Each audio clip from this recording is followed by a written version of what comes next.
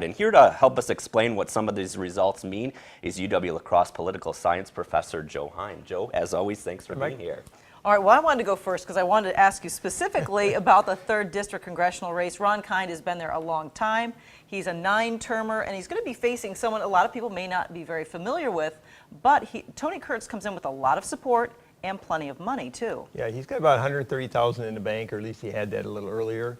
He's running a very energetic race. He's a very attractive candidate and endorsed by a lot of people. Tommy Thompson endorsed him. Dan Kapanke did, former candidate. So he's starting off with a strong lead here. Someone not to be taken lightly. No, not at all. The district, however, leans Democratic.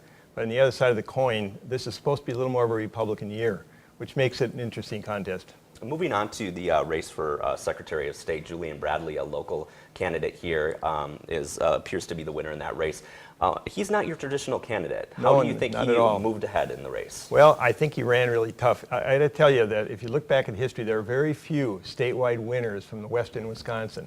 They all come from the media markets primarily, so this is unusual. And he's done very well across the state. I think he's driven 30,000 miles from what I understand.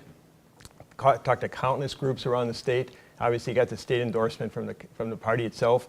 And in a sense, he's going to be a different candidate. It's going to be interesting because he's running against a 32-year Doug LaFollette. You know, and it's one of those things. Time. Yeah, but I mean, when you think of Julian Bradley, though, a lot of people may not think of him as necessarily real right wing. I mean, a lot of people think of him as a moderate. Yeah, I'm not sure I want to say it because some conservatives don't like that, but I see him as a conservative, moderate Republican rather than kind of somebody pretty far on the right. That office, however, is not very partisan, so it doesn't make too much difference. All right, when it comes to the Attorney General race, what are you looking for? What did you see tonight? Well, I think a surprising race here. John Richards was a state representative, and a lot of people thought he was going to be endorsed by all sorts of people.